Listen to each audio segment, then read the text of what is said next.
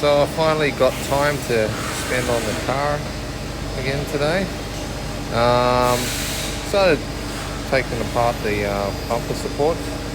What you can see here is a lot of it's got a bit of surface rust and overall just quite old. So I'm actually going to use some wire brushes and some abrasive wheels and clean them up. I'm going to respray them so they look nice and new.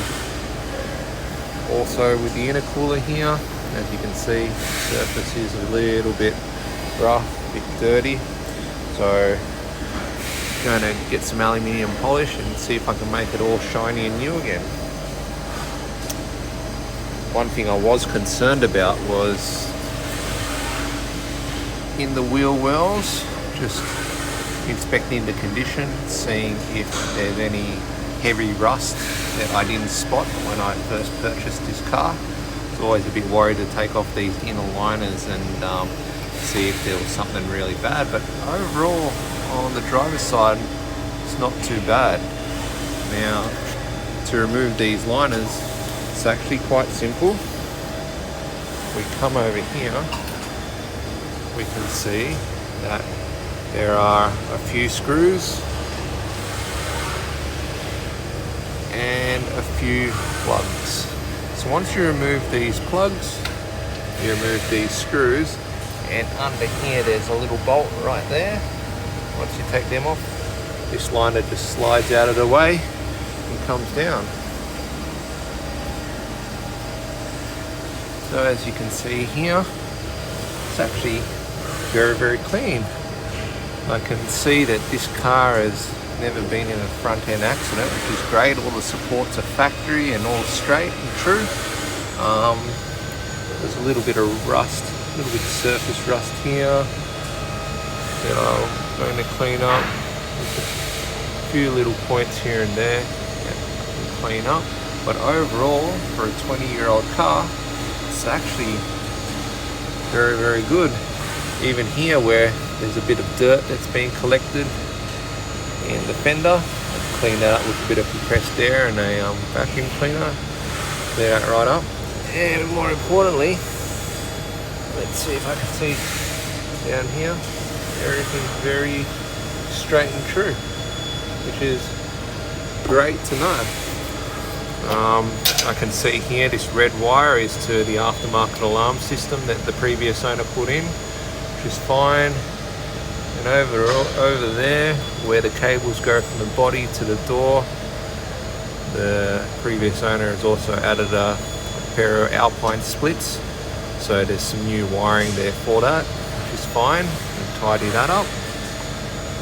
But actually, the purpose of today will be to do a compression test on the engine, see how healthy it is, see if I can add a little bit more boost to it without the engine grenading itself. So let's have a look at that today. So I've removed the passenger side and same thing, very clean for the age of the car. Little couple of spots that have a bit of rust. I was really worried about this one, but I thought maybe it might have extended a little bit further under the fender, the liner, but actually not bad at all. As you can see, overall pretty straight and true, not bad. So all of these liners I'm going to clean up and coat in some rubber and vinyl protector so they're nice and dark and black. As you can see in here, all looks good. A little bit of dirt back there that I can get out with compressed gas, but overall, compressed air. Overall, very good. I'm undecided whether I'm going to undercoat these wheel wells with some nice black rubberized paint, but we'll see how we go. It might actually make it look worse. Also going to take these coilovers off and give them a good clean.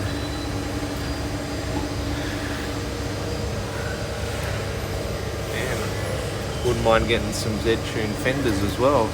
Fenders look like they're pretty easy to get off, but we'll see. They're quite pricey for what they are. but they do make the car look a lot nicer. And another thing, these quick jacks really do help working on the car. Really do help. So, now that the car's warmed up, we need to disconnect the fuel pump.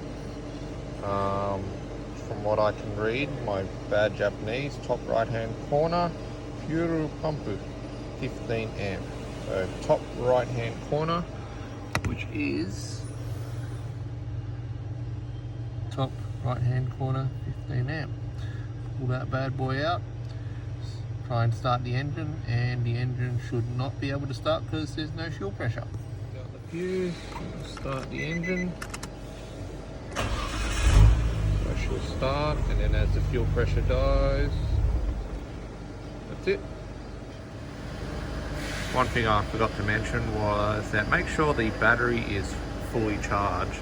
My car sits around a lot, so it's permanently on a trickle charger, so it's fully charged up, ready to do a compression test.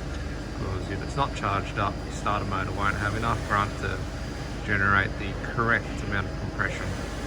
So the next step is to remove the strut bar.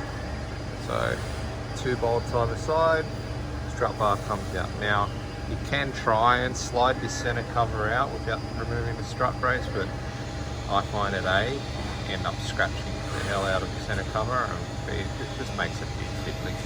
So I like to take it out. It gives me a good chance to also take out the coilovers. So taking off the strut bars, you can see there's a little bit of surface rust where the bolts have come through the hole and scraped away a bit of the paint, little filings and little bits and pieces stuck up the strut brace. And yeah, so in time I'll clean that up. Good thing is the strut towers themselves don't have rust coming out of the seams. And on this one as well, not too bad, just a little bit of surface rust there.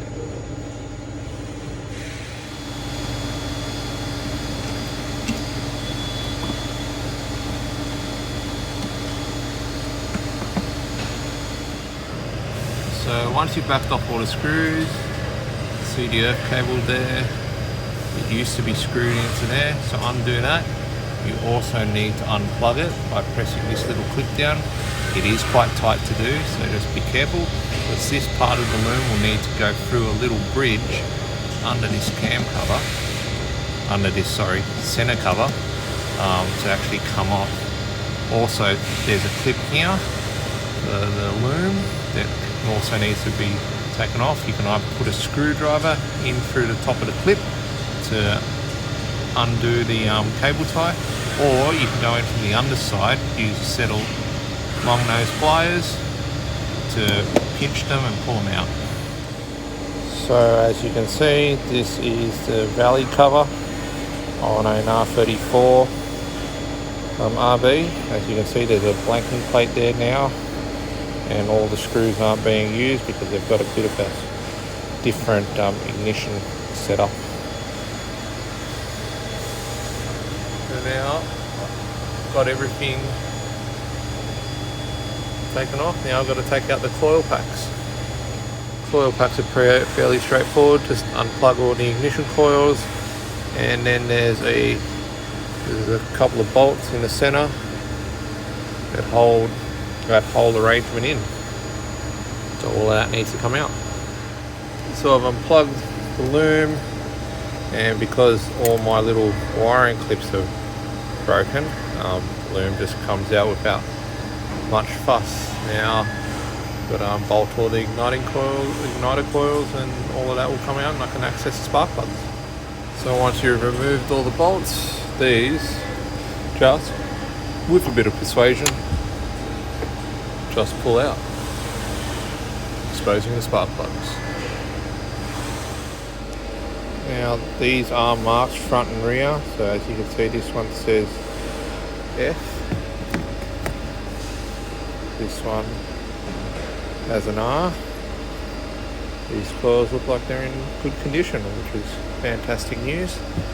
Don't need to purchase anything. So I've taken all the spark plugs out, they all seem to be fine. They've all got their electrodes on them, which is great. Too much carbon buildup.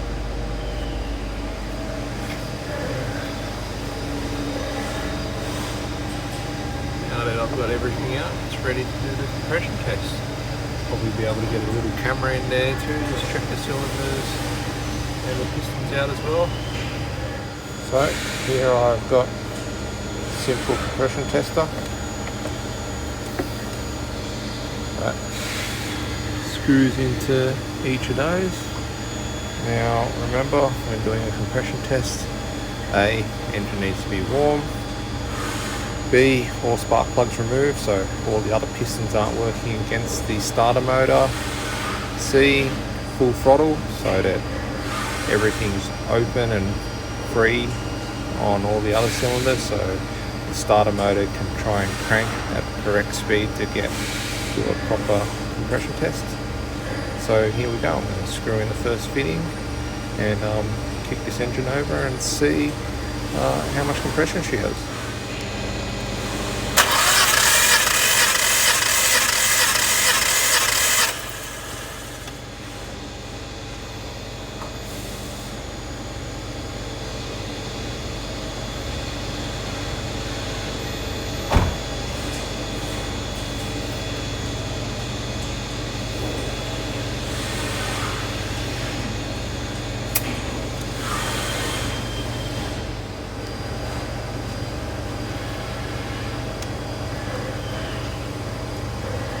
Cylinder 2.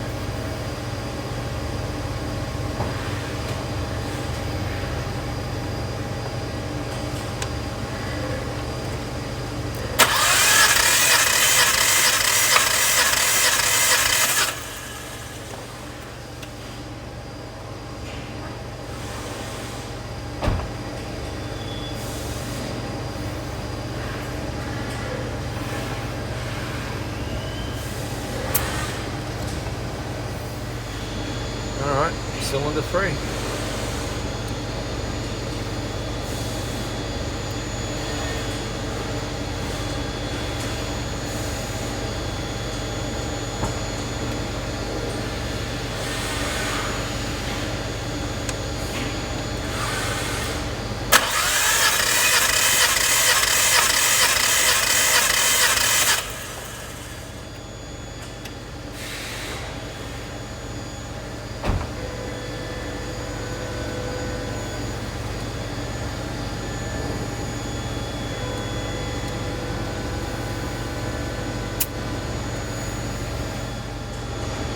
Alright, cylinder 4.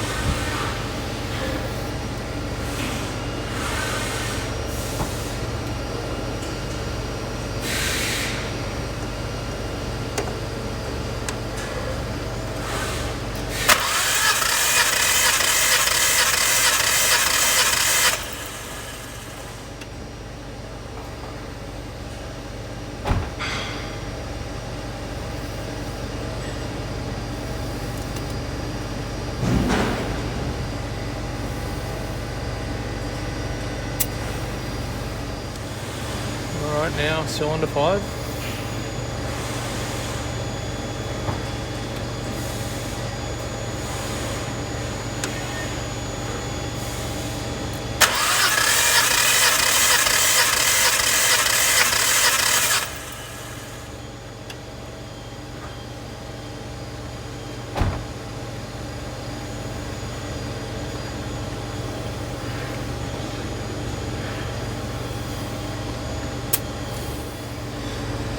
And now, lucky last, cylinder 6.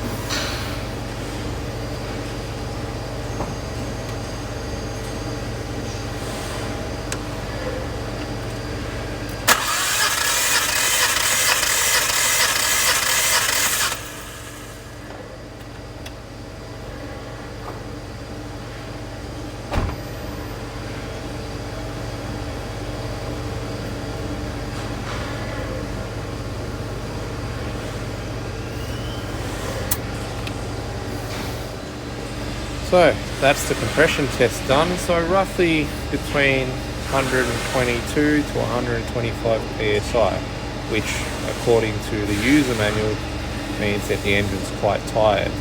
Now, a couple of things to note. When I first purchased this car, we did a compression test just before I left. Now, I noticed that the oil that they were putting on it was quite a heavyweight oil. So we did the compression test anyway, and at the time the compression test was 115 through all cylinders, but they were all even. And when I drove the car felt fine, no smoke, nothing to hint any issues. Now when I got back, I spent a bit of time, got another compression tester and redid the compression test, and I at the time got 155 to 158 psi worth of oil pressure, compression. Now I thought everything was fine, however the tappets were quite loud, and I thought the weight of the oil that they put in was a little bit heavy, so I went to the user manual, found out what the OEM weight was and put some of that in. Since I did that, the engine has become a little bit quieter and smoother. However, now we've done the compression test again and it's showing 125 psi. So should I be concerned?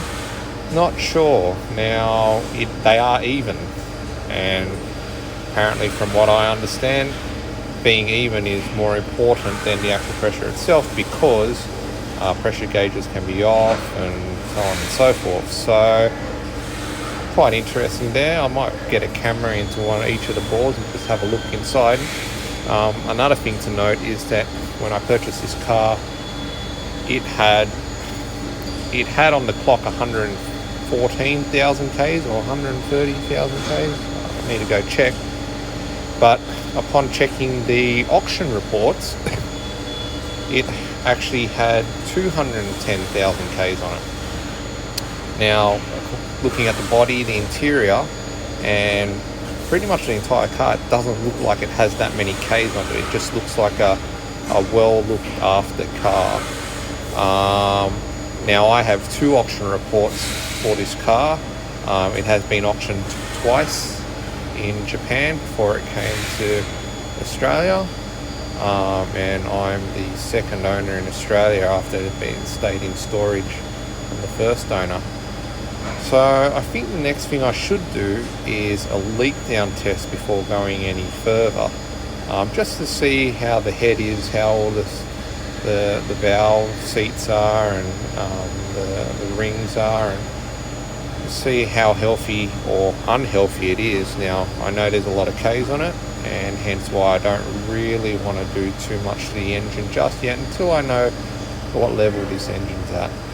Because if it is okay, then I'd be willing to strap a couple of new turbos on, turn up the boost, and have a fun 400 horsepower and RV for the street. So we'll probably do a leak down test next and go from there. I'll probably also tidy up all of this intercooler piping, all the brackets, spray them new, and get on my intake, and do a little bit of cleanup of under the guards here. And yeah, so far it's been an interesting day. Been learning a little bit extra about this car every time I touch it, and it's quite rewarding. So yeah, anyways, that's all for now. Until next time.